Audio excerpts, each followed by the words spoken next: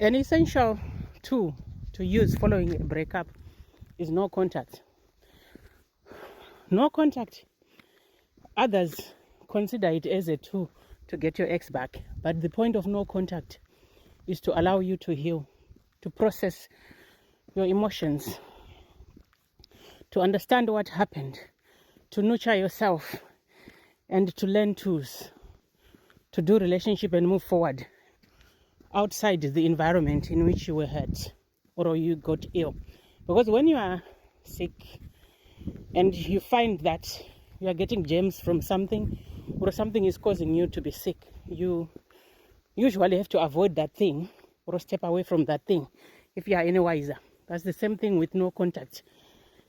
You want to eliminate contact with your ex so that you can get clarity and reflect on what went wrong and what changes to make without the interference or the presence of your ex. If you are in contact with your ex, you will struggle to get clarity and also to move on. Sometimes people, to soothe themselves and to avoid the distress of the separation, they will try to stay around their ex or stay in contact.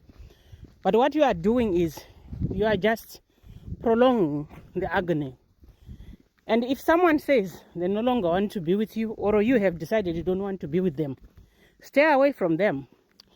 That's the only way you can decide what is best for you. And that is the only way you can learn to create solutions in your best interest. So no contact is something that you need to consider. If you have children, you need to maintain parental contact only, or if you have a business contact only. And don't try to make excuses to reach out to your ex or talk to your ex. Make sure you are strict with yourself. Some people would try to reach out on the pretext that they want to talk about children. You don't have to. And if it's too difficult for you, find a mediator. Find someone who can stand between your ex and yourself, someone you can pass messages to, someone who's fair, and someone you probably both know, or someone who's a stranger to both of you, a mediator, professional mediator. That can be helpful. Because the challenge is we minimize these behaviors of maintaining contact with an ex, but it's damaging to us and our future relationships. And when we stay around, usually we are expecting that something might change.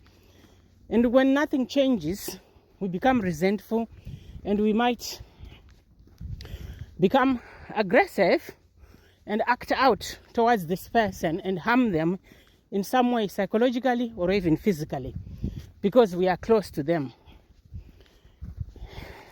And staying around also reduces or interferes with our progress to move forward in life, to heal and look into other areas where we can live a quality life, where we can enjoy life, where we can spend time with other people. And sometimes we feel like we are owed by the ex because they start spending time with someone else, and then we interfere with their relationships, or we feel like because we are in contact, we need to stop reaching out to other people or to maintain any contact with other people.